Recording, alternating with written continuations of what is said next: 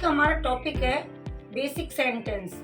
जो छोटे छोटे सेंटेंस होते हैं हिंदी के, तो उनको इंग्लिश में कैसे बनाते हैं, और ये जानकारी आपको कभी नहीं मिली होगी, आपने कभी नहीं पढ़ी होगी। तो आज हम आपको ये इम्पोर्टेंट जानकारी ट्रिक के साथ बताएंगे कि आपको हिंदी से इंग्लिश में सेंटेंस कैसे बनाते हैं। तो आप ध्यान से सुनिए कि हम पहले बेसिक ट्रिक बताएंगे आपको कि सेंटेंस इनको कैसे बनाया जाता है। तो देखो, सबसे मैंने इम्पोर्टेंट बात क्या है कि हिंदी है, हिंदी होती है और इंग्लिश होती है। हिंदी में हमारे वाक्य होते हैं, उनको इंग्लिश में बनाना होता है। तो जो हिंदी का पहला अक्षर है, हिंदी का जो पहला शब्द है, उसको इंग्लिश बनाते समय भी उसका पहला ही होगा। इंग्लिश बनाते समय भी उसको पहले ही नंबर पर लिखा जाएगा। अब हिंदी में उसके बाद कोई आखिरी में है, आखिरी है हिंदी के जो शब्द की लाइन है, उसके आखिरी में जो शब्द है वो इंग्लिश के दूसरे नंबर पर लिखा जाएगा। कौन से नंबर पे? 2 नंबर पे लिखा जाएगा, दूसरे नंबर पर। जो हिंदी का कहाँ होगा, वो वाक्य आखिर में होगा, तो उसको दूसरे नंबर पे लिखा जाएगा। और बाकी जो बचा है, जो बाकी बचा है आखिरी के बाद, उसको इंग्लिश में तीसरे नंबर पर लिखा जाता है। कितने नंबर पर लिखा जाता है सेंटेंस बनाते समय?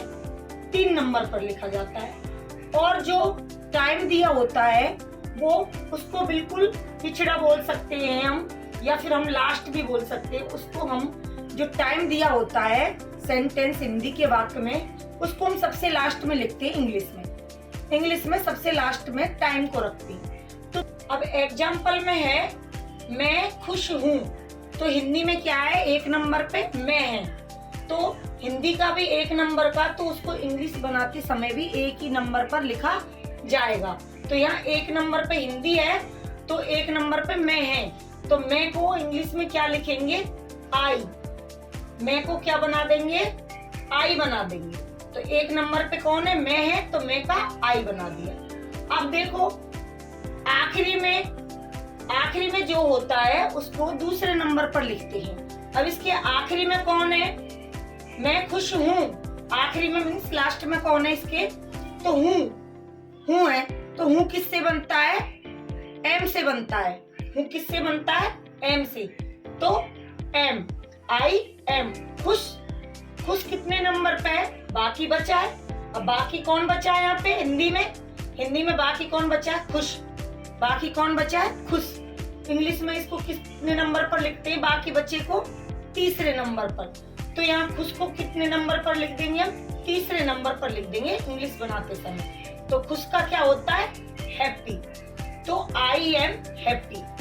अब आपको यहाँ तक थोड़ा समझ आया होगा, और भी मैं आपको कुछ बताती हूँ, उससे आपको और अच्छे से समझ में आ जाएगा। जैसे मान के चलो टाइम दिया हुआ है, ये तो बिना टाइम वाला वाक्य है, लेकिन अगर कोई टाइम वाला आ गया तो उसको कैसे बनाएंगे? यहाँ पे है 2 नंबर पे मैं आज खुश हूँ। मैं आज खुश हूँ, तो हिंदी में भी 1 नंबर पे कौन है? मैं। और जब इसकी इंग्लिश बनाएंगे तभी कौन से नंबर पे रहेगा ये? तब भी ये 1 ही नंबर पर रहेगा। ये रूल्स है। तो यहाँ मैं खुश हूँ, तो आई। अब हमने बताया था ना कि 1 नंबर वाला हो गया। अब उसके बाद जो क्या आएगा? आखिरी में जो हिंदी की आखिरी लाइन होगी, लास्ट में जो होगा, हिंदी के वाक्य में जो आखिरी में शब्द होगा, उसको हम इंग्लिश में बनाते समय दूसरे नंबर पर लिखेंगे। उसके दूसरे नंबर पर उसको लिखेंगे। तो आखिरी में यहाँ पे कौन है? आखिरी में है हूँ। सेकंड नंबर पे कौन है? हूँ। तो सेकंड नंबर पे हूँ है, तो हूँ को क्या बोलते हैं इंग्लिश में? एम। एम से बनता है हूँ, तो एम लिख दिया हमने। इसके बाद कौन बचा? बाकी। अब इसके बाद देखो बाकी कौन बचा है? बाकी बचा है। बाकी बचे हुए को तीसरे नंबर पर लिखते हैं। तो बाकी क्या बचा है? खुश। बाकी क्या बचा है? खुश। तो खुश को कितने नंबर पर लिखेंगे? 3 नंबर पर। तो 3 नंबर पर हमने खुश को लिख दिया। खुश का होता है हैप्पी। खुश का क्या होता है? हैप्पी। अब कौन बचा है? कौन बचा है यहाँ पे? टाइम बचा है। टाइम दे रखा है, क्या दे रखा है? आज।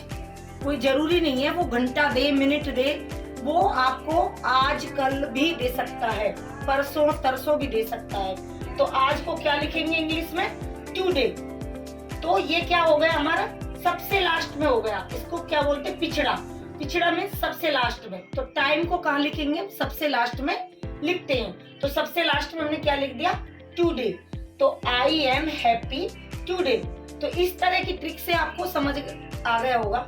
लेकिन मैंने कुछ टाइम वाले एक्सप्रेंसेस डाले हुए हैं, उनको क्या बोलते हैं और उनका क्या अर्थ होता है, इनको लास्ट में लिखे जाते हैं। ये जो भी टाइम वाले वाक्य हैं, इनको कहाँ लिखते हैं?